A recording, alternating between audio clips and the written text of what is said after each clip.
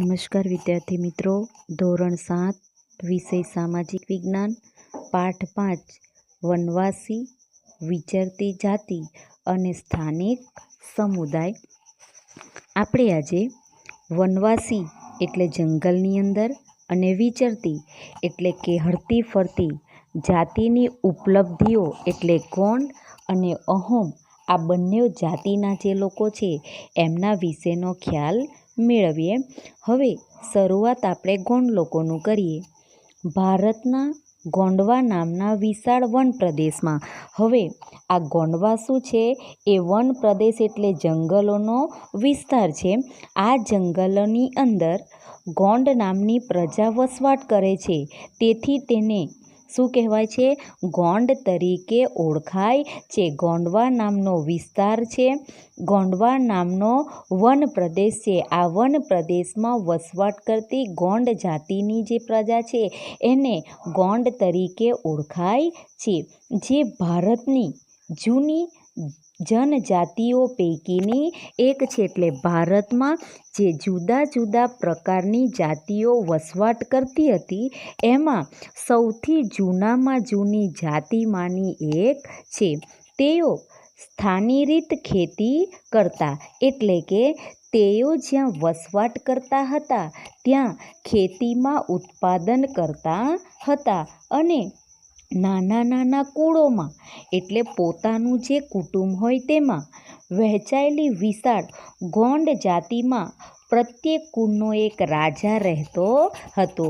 હવે આ સ્થાનિક લોકો જે ખેતી કરતા હતા તે અને જે નાના નાના કુળમાં વહેંચાઈ ગયા હતા, આ વહેંચાઈ ગયેલા ગોંડ જાતિમાં પ્રત્યેક કુળની અંદર એક રાજા પોતે શાસન કરતો હતો અને તેમાં પણ અકબરનામા નોંધાયું છે. અકબરનામા એટલે જે લખાણ કરવામાં આવ્યું હોય તે અકબરનામા નોંધાયું છે. ગંડક ટંગાના ગોળ રાજ્યમાં 70,000 જેટલા ગામડાઓનો સમાવેશ થતો હતો. એટલે કે આ જૂનામાં જૂની જે જાતિ કહી શકાય તેમાં ગઢક ટંગાના ગોંડ રાજ્યની અંદર 70,000 જેટલાઓ જે ગામડાઓ હતા એ ગામડાની અંદર આ ગોંડ જાતિના લોકો વસવાટ કરતા હતા. હવે સ્થળાંતરિત ઝૂમ ખેતી, આ પ્રકારની ખેતીમાં જંગલોમાં વૃક્ષો કાપીને તેને સળગાવીને જમીન સાફ કરી ત્યાં ખેતી કરાય છે.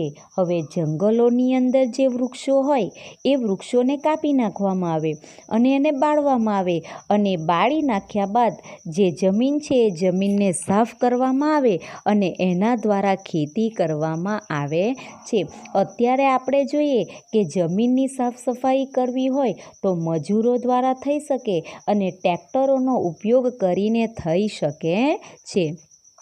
2-3 વર્ષ ખેતી કર્યા બાદ જમીનની ફળદ્રુપતા ઘટતા આ વિસ્તાર છોડી દઈને બીજી જગ્યાએ આ જ રીતે ખેતી કરવામાં આવતી ખેતીના આ પ્રકારને સ્થળાંતરિત ખેતી અથવા ઝૂમ ખેતી તરીકે ઓળખવામાં આવે છે. હવે એક જગ્યાએ 2 થી 3 વાર જમીનની અંદર ઉત્પાદન કર્યું એટલે ત્યાં ઉત્પાદન જે થતું હોય એમાં ઘટાડો થાય છે. એટલે આ જે જાતિના લોકો વસવાટ કરતા હશે શું કરશે? બીજી જગ્યાએ સ્થળાંતર થશે અને ફરીથી ત્યાં 2 થી 3 વર્ષ જમીનમાં ઉત્પાદન કરશે અને તેને આપણે સ્થળાંતરિત ખેતી અથવા ઝૂમ ખેતી તરીકે ઓળખવામાં આવે છે. તેમની રાજ્ય વ્યવસ્થા કેન્દ્રીકૃત હતી. હવે તેમની જે રાજ્ય વ્યવસ્થા હતી એ કેન્દ્ર દ્વારા ચાલતી હતી. રાજ્યગઢમાં વહેંચાયેલા હતા, એટલે કે જે જુદા જુદા વિસ્તારો હતા એ રાજ્યની અંદર વહેંચાઈ ચૂક્યા હતા. દરેક ગઢ પણ એક ખાસ ગોંડ કુળનું આધિપત્ય રહેતું હતું. એટલે કે આ જે દરેક જાતિઓ હતી એ જાતિની અંદર ગોંડ કુળનું એક આધિપત્ય એટલે કોઈ એક વ્યક્તિનું શાસન રહેતું હતું. દરેક ગઢ 84 ગામોના એક એકમમાં વહેંચાયેલું હતું. હવે દરેક ગઢ એટલે જેટલા ગઢનું નિર્માણ થયું હતું એ ગઢ 84 જેટલા ગામોમાં વહેંચાઈ ગયું હતું, જેને 84 તરીકે ઓળખતા. એટલે 84 ગામોના એક એકમમાં વહેંચાઈ ગયું હતું, જેથી તેને 84 એકમ તરીકે ઓળખવામાં આવતું.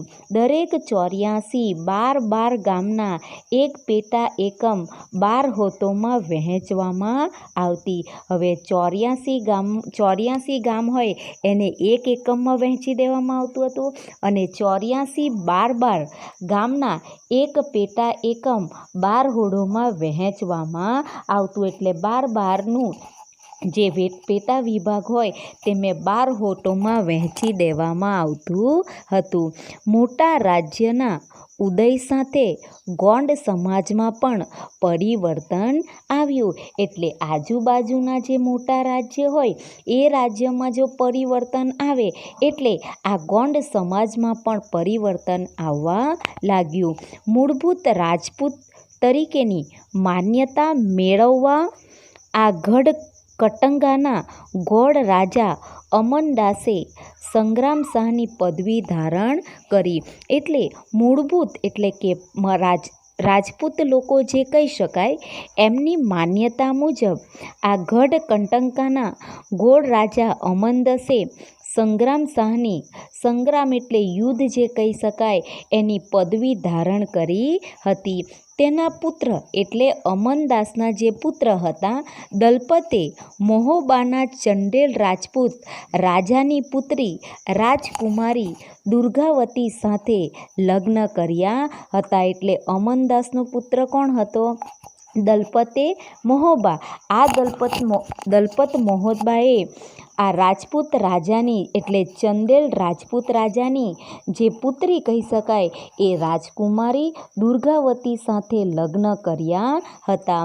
યુવાન વયે એટલે કે 25 વર્ષની ઉંમર જે કહી શકાય એ સમયે આ દલપતનું મૃત્યુ થતાં દુર્ગાવતીએ 5 વર્ષના પુત્ર વીર નારાયણના નામથી શાસન સંભાળ્યું. એટલે કે એમના પતિનું અવસાન થઈ જતાં એટલે દલપતનું અવસાન થઈ જતાં આ દુર્ગાવતીએ 5 વર્ષ સુધી એમનો પુત્ર જે વીર નારાયણ એમ કે એમનો પુત્ર નાનો હતો એટલે શાસન કરી શકે નહીં, એટલે એમના પુત્રની બદલીમાં આ દુર્ગાવતીએ શાસન સંભાળ્યું.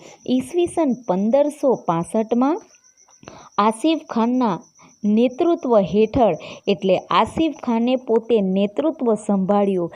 એ સમયે મુગલ સેનાએ દુર્ગાવતીને હરાવી. એટલે મુગલ સામ્રાજ્યનો જે રાજા હતો એણે દુર્ગાવતીના રાજ્ય ઉપર ચઢાઈ કરી અને દુર્ગાવતીને હાર આપી. રાણી અને તેમનો પુત્ર યુદ્ધમાં લડતા મૃત્યુ પામ્યા. એટલે કે આ દુર્ગાવતી અને નારાયણ નામથી જે એમનો પુત્ર હતો આ બંનેનું અવસાન થયું. ગઢકંટકમાં કટંગા રાજ્યએ હાથીઓના વેપાર દ્વારા પુષ્કળ ધન કમાયું હતું. એટલે ગઢકંટા રાજ્યમાં હાથીનો વેપાર એટલે હાથીઓનું વેચાણ કરવામાં આવતું હતું. આ હાથીઓના વેપારને કારણે એમણે પુષ્કળ ધન કમાયા હતા. કટંગા પર વિજય મેળવી મુગલોએ પુષ્કળ ધન અને હાથીઓ મેળવ્યા હતા. એટલે કે મુગલો જ્યારે શાસન પર આવ્યા હતા એ સમયે તેમણે વધુ ધન અને હાથીઓ મેળવ્યા હતા. તેમણે રાજ્યનો મોટા ભાગનો પોતાના નિયંત્રણમાં રાખ્યો. એટલે કે જે રાજ્ય ઉપર પોતાનું શાસન ચાલતું હતું એ રાજ્ય ઉપર પોતાનું નિયંત્રણ એમણે રાખ્યું હતું. બાકીનો ભાગ વીર નારાયણ કાકા ચંદરશાહને આપ્યો. એટલે વીર નારાયણના જે કાકા ચંદરશાહ હતા એને આપી દીધો હતો. કટંગાના પતન બાદ નિર્મળ બનેલ ગોંડ રાજ્ય શક્તિશાળી બુડેલો અને મરાઠાના આક્રમણ સામે ટકી શક્યું નહીં. એટલે કે આ ગઢકટકાના પતન બાદ એટલે પરાજય મળતા નિર્મળ બનેલ ગોંડ રાજ્ય શક્તિશાળી જે હતું એ બુદેલો અને મરાઠાઓએ એમના રાજ્ય ઉપર આક્રમણ કર્યું અને પોતાના કબજા હેઠળ લાવી દીધું હતું. હવે આપણે અહોમ જાતિના લોકો વિશે જોઈએ. અહોમ લોકો 13મી સદીમાં ભારતના મ્યાનમારથી આવી અસમની બ્રહ્મપુત્રની જે નદી છે એ નદીના ખીણ વિસ્તારમાં વસવાટ કર્યો હતો. તેમણે ભૂયા એટલે ભૂસ્વામી જમીનદારની જૂની રાજકીય વ્યવસ્થાને બદલીને એક નવા રાજ્યની સ્થાપના કરી. એટલે કે આ ભૂસ્વામી જમીનદારની જે પોતાના રાજ્યની અંદર જૂની રાજકીય વ્યવસ્થા ચાલતી હતી એને નવા રાજ્યની સ્થાપના કરી.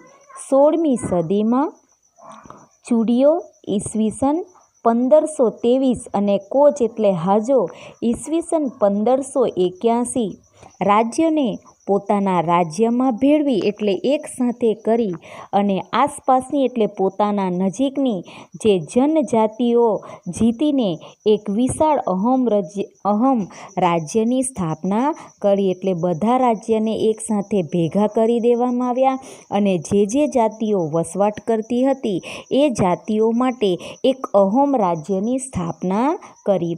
17મી સદીમાં તો તેઓ દારૂગોળો અને ટોપોનું નિર્માણ પણ કરી શકતા થયા. હવે જ્યારે 17મી સદીની શરૂઆત થઈ ત્યારે દારૂગોળો અને ટોપોનું નિર્માણ પણ એટલે બનાવવાની શરૂઆત કરી. જો કે દક્ષિણથી પશ્ચિમથી અહોમ લોકો પર ઘણા આક્રમણો થયા. એટલે એમનું રાજ્ય મેળવવા માટે ઘણા બધા રાજાઓએ યુદ્ધ કર્યા. ઈસવીસન 1662માં વીર જુમલાના નેતૃત્વ હેઠળની મુગલ સેના સામે બહાદુરીથી લડવા છતાં તેઓ હાર્યા. એટલે કે 1662માં મીર જુમલાના નેતૃત્વ એટલે પોતે શાસન સંભાળતા હતા એ સમયે મુગલ સેના સામે બહાદુરીથી લડવા છતાં તેઓ આ યુદ્ધમાં જીતી શક્યા નહીં. પરંતુ એ વિસ્તાર પર મુગલોનું પ્રત્યક્ષ પ્રભુત્વ લાંબા સમય સુધી ટકી રહ્યું. એટલે કે મુગલોએ પોતાની રાજ્ય વ્યવસ્થાને ટકાવી રાખી હતી. અહોમ રાજ્ય બળજબરીપૂર્વકના શ્રમ પર આધારિત હતું. બળજબરી એટલે કોઈ કરવા માટે તૈયાર નહીં હોય તેમના પર દબાણ લાવીને શ્રમ કરાવવામાં આવતું હતું. જે લોકો પાસે રાજ્ય માટે બળજબરીથી કામ કરાવાતું તે પાઇપ કહેવાતા. મિત્રો, આ સવાલ આપણને પૂછાઈ શકે કે બળજબરીપૂર્વક કરાતું કામને કયા નામે ઓળખવામાં આવે તો પાઈક નામે ઓળખાતું હતું. દરેક ગામમાંથી નિશ્ચિત કરવામાં આવેલ સંખ્યામાં પાઈક મોકલવાના રહેતા. હવે કોઈ ગામ હોય એ ગામમાં ચોક્કસપણે નક્કી કરવામાં આવ્યું હોય કે આટલી સંખ્યામાં આટલા પાઈક મોકલવાના રહેતા. વસ્તી ગણતરીને આધારે વધુ વસ્તી ધરાવતા વિસ્તારોમાંથી ઓછી વસ્તી વિસ્તારોમાં લોકોને ખસેડવાથી અહોમ કૌડ તૂટી ગયા. એટલે કે જ્યાં વધુ વસ્તી હોય ત્યાંથી વધુ વસ્તીના લોકોને ઓછી વસ્તીમાં લઈ જવામાં આવે. એટલે જે કુળ હોય એ કુળની જે સંપ હોય એ તૂટી જતા હતા. 17મી સદીના પ્રથમ દશકમાં વહીવટીય વ્યવસ્થા કેન્દ્રિત બની. એટલે કે આ અહમ જાતિનું જે રાજ્યની સ્થાપના થઈ હતી એ 17મી સદીની જ્યારે શરૂઆત થઈ એના પ્રથમ દશકામાં જે વહીવટતંત્ર ચાલતું હતું એ વહીવટતંત્ર કેન્દ્રના હાથમાં આવી ગયું. વર્તમાન કાયદાઓ એટલે જે વહીવટતંત્રના જે કાયદાઓ બનાવવામાં આવ્યા અને જે જોગવાઈઓ કરવામાં આવી એ કોઈ વ્યક્તિ પાસે બળજબરીપૂર્વક કામ કરાવવું એ ગુનો ગણાય છે. એટલે કે જો કોઈ કામ કરવા માટે તત્પરતા ધરાવતું ન હોય અને એની ઉપર જો બળજબરી કરાવવામાં આવે તો એના ઉપર ગુનો દાખલ કરવામાં આવ્યો, જે આપણે સૌ જાણીએ છીએ. આપણે જોઈએ કે ઓછી ઉંમરના 6 થી 14 વર્ષના બાળકો પાસેથી જો કામ કરાવવામાં આવે તો એ કામમાં એને ગુનો ગણાય છે. તેથી કામ પર રાખનાર અને કામ કરાવનાર આ બંને ઉપર કાયદો લાગુ પાડી શકાય છે. આ જનજાતિના તમામ પુરુષો યુદ્ધના સમયે સેનામાં જોડાતા. એટલે જુદી જુદી જાતિના જે પુરુષો હોય યુદ્ધ જ્યારે થવાનું હોય તો એ યુદ્ધની અંદર જોડાઈ જતા હતા. અને અન્ય સમયમાં સિંચાઈ વ્યવસ્થા એટલે ખેતી માટે જે પાણીની વ્યવસ્થા કહી શકાય એ પાણીની વ્યવસ્થા માટે સાર્વજનિક કાર્ય કર્યા. સાર્વજનિક એટલે સમૂહમાં ભેગા થઈને કામો કરતા હતા. અહમ લોકોએ ચોખાની ખેતીની નવી પદ્ધતિઓ અમલમાં મૂકી. હવે આ અહમ જાતિના જે લોકો હતા એમણે ચોખાનું વાવેતર એટલે ચોખાનું ઉત્પાદન કેવી રીતે વધારો કરવો એ ઉત્પાદન પદ્ધતિમાં એમણે નવીન પદ્ધતિ અમલમાં મૂકી. અહમ સમાજ કુળમાં વહેંચાયેલો હતો. એટલે આ અહમ જે સમાજ હતો એ જુદા જુદા નાના મોટા કુળમાં વહેંચાઈ ગયો હતો. તેમના કુળને ખેલ કહેવામાં આવતું. એટલે જુદો જે સમાજ હતો એ સમાજને જુદા કુળમાં વહેંચી દેવામાં આવતો હતો. એ કુળને ખેલ નામે ઓળખવામાં આવતું. ઘણા ગામો પર ખેલનું નિયંત્રણ રહેતું. એટલે આ જુદો જે કુળ હતો એ કુળ ઉપર આ ખેલનું નિયંત્રણ કાબૂમાં રહેતું. ખેડૂતોને ગામના સમાજ દ્વારા આપવામાં આવેલ જમીન ગામ સમાજની સંમતિ વગર રાજા પણ પાછી લઈ શકતો નહોતો. એટલે ખેડૂતને ગામના સમાજ દ્વારા જે જમીન આપવામાં આવી હોય એ જમીન ફરીથી તો રાજાએ મેળવવી હોય તો રાજા પણ મેળવી શકતા નહોતા. શરૂઆતમાં અહમ લોકો જનજાતીય જન એટલે પ્રજા જુદી જુદી જાતિઓ દેવતાઓ પ્રકૃતિના દેવતાઓની ઉપાસના કરતા હતા. એટલે આ અહમ જાતિના જે લોકો હતા એ દેવી દેવતાઓની પૂજા અર્ચના કરતા હતા. રાજા દ્વારા મંદિરો અને બ્રાહ્મણોને જમીનનું દાન આપતા હતા. હવે જે રાજા તરીકે શાસન કરતા હતા એ મંદિરો હોય અને જે બ્રાહ્મણો હોય એને જમીનનું દાન આપતા હતા. એટલે જમીન આપતા હતા. શિબસિંહ 1714 ઈસવીસન 1744ના સમયમાં હિન્દુ ધર્મ ત્યાંનો મુખ્ય ધર્મ બની ગયો. એટલે કે ઈસવીસન 1714થી 1744ના સમયગાળામાં હિન્દુ ધર્મનો મુખ્ય ધર્મ બની ગયો. એટલે હિન્દુ ધર્મ લોકો પાળતા થયા. હિન્દુ ધર્મ અપનાવ્યા છતાં અહમ રાજાઓએ પોતાની પરંપરાગત એટલે વારસા પ્રમાણે જે માન્યતાઓ ચાલતી આવી હતી તેને સંપૂર્ણપણે છોડી નહીં. એટલે પોતાના વારસા પ્રમાણે જે પરંપરાઓ ચાલતી આવી એને ટકાવી રાખવાના જ પ્રયત્ન કર્યા. અહમ સમાજ એક અત્યંત સુસંસ્કૃત સમાજ હતો. એટલે આ જે અહમ સમાજની રચના થઈ હતી સુસંસ્કૃત એટલે સારું સંસ્કૃત જાણનાર સમાજ બની ચૂક્યો હતો. કવિઓ એટલે જે કવિતાઓ લખનાર અને વિદ્વાનો એટલે જેમને ઊંચા પ્રકારનું જ્ઞાન હોય એવા જમીન દાનમાં આપવામાં આવતી હતી. એટલે કવિઓ અને મોટા મોટા વિદ્વાનોને જમીન દાનમાં આપતા હતા. નાટ્ય પ્રવૃત્તિને પ્રોત્સાહન અપાતું હતું. એટલે જે જુદા જુદા નાટકો હોય એને ઉત્તેજન આપવામાં આવતું હતું. સંસ્કૃતની અગત્યની સાહિત્યિક કૃતિઓનો સ્થાનિક ભાષામાં અનુવાદ કરવામાં આવતો હતો. એટલે સંસ્કૃતની જે જુદી જુદી કૃતિઓ હતી એને સ્થાનિક એટલે કાયમને માટે જે લોકો વસવાટ કરતા હોય અને એ લોકોની જે ભાષા હોય એ ભાષામાં એનું ભાષાંતર કરવામાં આવતું હતું. બુર્જી નામની ઐતિહાસિક કૃતિને પહેલાં અહોમ ભાષામાં અને પછી આસામી ભાષામાં લખવામાં આવી હતી. હવે બુર્જી નામની ઐતિહાસિક એટલે કે ઇતિહાસની અંદર લખાયેલી અહોમ ભાષામાં જે લખાયેલું હતું એને આસામની જે ભાષા કહી શકાય એ અસમિયા ભાષામાં લખવામાં આવ્યું હતું.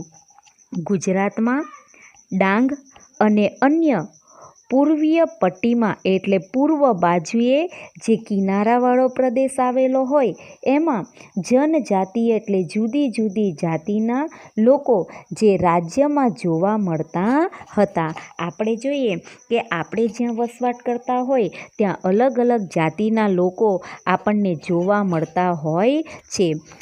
સતરામપુર, દેવગઢ બારિયા તેમજ ડાંગ રાજ્યની વ્યવસ્થા અને સંસ્કૃતિ વિશિષ્ટ પ્રકારની હતી.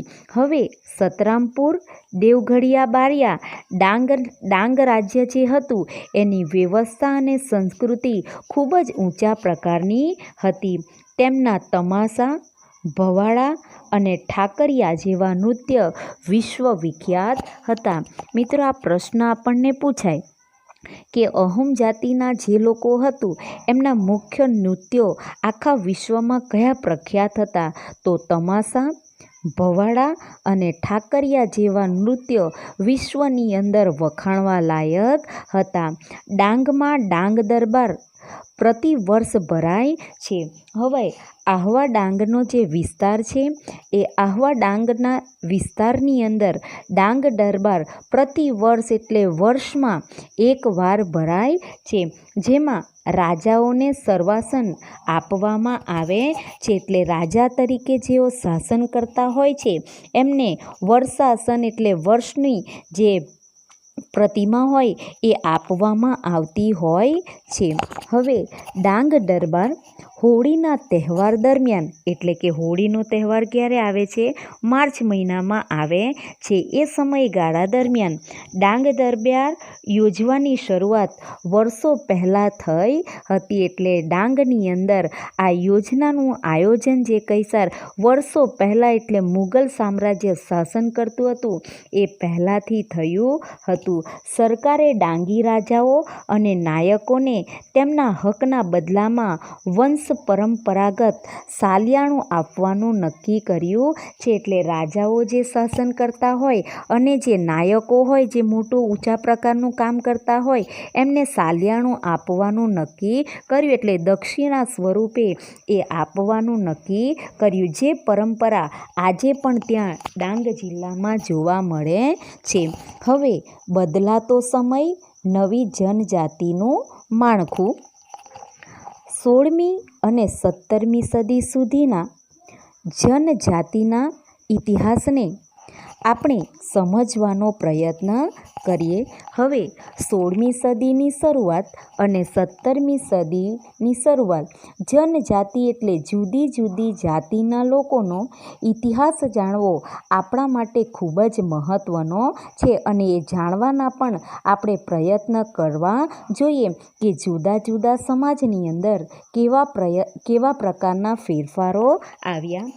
કાળાંતરમાં અનેક જનજાતિઓમાં વ્યાપક પરિવર્તનો આવ્યા. હવે કાળાંતર નામનું શહેર છે એમાં જે જુદી જુદી જાતિના લોકો વસવાટ કરતા હતા એમનામાં ખૂબ જ મોટા પ્રમાણમાં ફેરફારો આવ્યા. વર્ણ આધારિત, વર્ણ એટલે દેખાવ પર આધારિત, સમાજ એટલે દેખાવના આધાર પર જે સમાજ હતો, અને આદિવાસી એટલે પછાત જ્ઞાતિના જે લોકો હતા એ સમાજના લોકોના એકબીજાના સાથેના સંપર્કને કારણે બંને સમાજમાં પરિવર્તન આવ્યું. હવે દેખાવને આધારે અને પછાત જ્ઞાતિના જે લોકો હતા આ બંને એકબીજાની સંપર્કમાં આવવા લાગ્યા, એટલે બંનેનું જે સમાજ પરિવર્તન હતું એમાં પરિવર્તન આવવા લાગ્યું. દાખલા તરીકે આપણે જોઈએ કે સારા સમાજની જોડે પછાત જાતિના લોકો વસવાટ કરતા થઈ જાય તો એકબીજાને જોઈને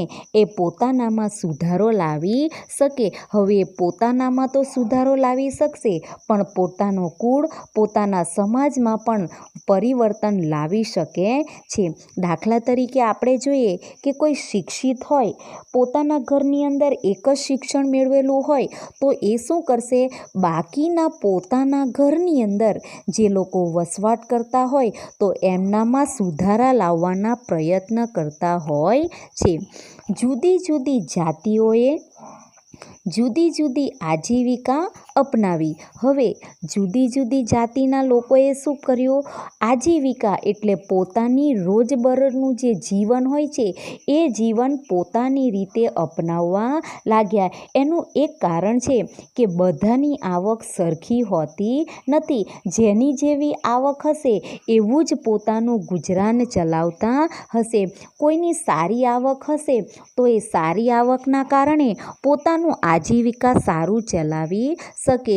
જ્યારે કોઈની પરિસ્થિતિ ખરાબ હોય તો પોતાની પરિસ્થિતિને અનુકૂળ એ પોતે જીવન ગુજારી શકતા હોય છે.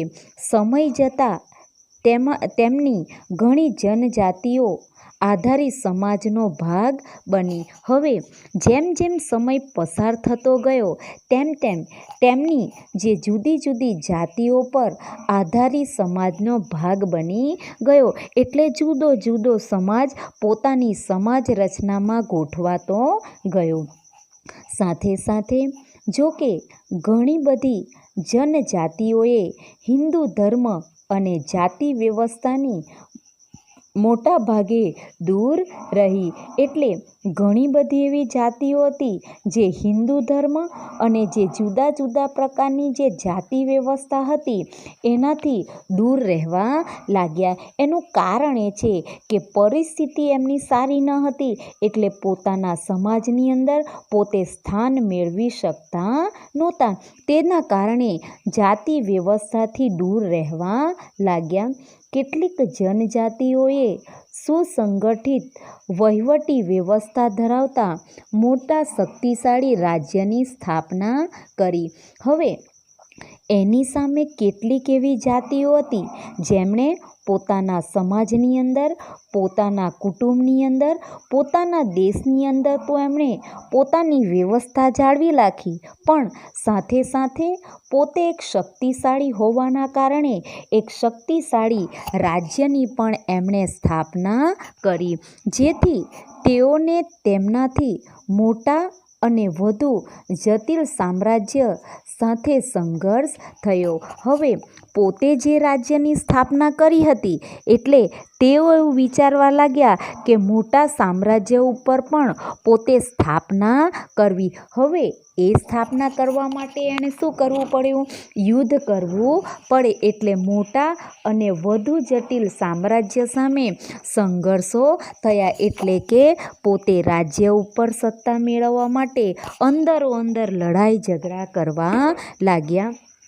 સાથે આપણે એટલું જોઈએ કે જુદી જુદી જે જાતિઓ હતી એ જાતિઓ પોતાનો વિકાસ કરવા લાગ્યા. એ વિકાસની સાથે પોતાની જે સમાજ રચના હોય એ સમાજ રચનામાં પોતાની જાતને ગોઠવતા થયા અને એક પોતાની અલગ જાતિ સાથે સરખામણી કરવા લાગ્યા. અને આપણે જોઈએ કે જે જાતિઓ છે એ બધી એક સરખી હોતી નથી, અને જે બધાનો વિકાસ થયો હોય એ પણ એક સરખો જોવા મળતો નથી. પણ આપણે એ જોઈએ કે જ્યાં વસવાટ કરતા હોય છે ત્યાંની જે સંસ્કૃતિ કહી શકાય, વંશ પરંપરાગત રીતે જે સંસ્કૃતિ ચાલતી આવતી હોય એને એ લોકો પાળતા પણ હતા અને પોતાની જાતને એ સંસ્કૃતિમાં ગોઠવણી પણ કરતા જતા હતા. સાથે આપણે ગઢ રાજ્યનું જોયું કે 84 જેટલા ગઢ રાજ્યો હતા. એ ગઢ રાજ્ય કયા નામે ઓળખાયું? 84. હવે આ 84ને 12 ગામમાં વહેંચી દેવામાં આવ્યું, એટલે કે પેટા વિભાગમાં વહેંચી દેવામાં આવ્યું. હવે આ બધી જે પ્રજા હતી એ પ્રજા શું કરવા લાગી? એકબીજાને પોતાની જાતમાં ગોઠવણ કરવા લાગી અને સાથે સાથે પોતાનો વિકાસ કરવો કઈ રીતે એનો પણ એ વિચારણા કરવા લાગી. અને સાથે સાથે દેશની અંદર જે જુદા જુદા પરિવર્તનો કઈ રીતે લાવવા એ પરિવર્તનો પણ લાવવા માટેના પ્રયત્ન કર્યા. અને જમીનની જે સુવિધા કહી શકાય એ જમીનમાં ઉત્પાદન પણ કેવા પ્રકારનું કરવું એ પણ એઓ પોતાની જાતે શીખતા ગયા. એટલે કે આ જે જુદી જુદી જાતિના લોકો હતા એ પોતાની જાતનું પોતે સંચાલન કરવા લાગ્યા કે પોતાનું સંચાલન કઈ રીતે કરી શકાય અને પોતાની વ્યવસ્થાને કઈ રીતે જાળવી શકાય. મિત્રો, આપણો પાઠ અહીંયા પૂરો થાય છે. તમને ગૃહ કાર્ય માટે સ્વાધ્યાય આપ્યો છે, એ સ્વાધ્યાય તમારે પૂર્ણ કરવાનો રહેશે.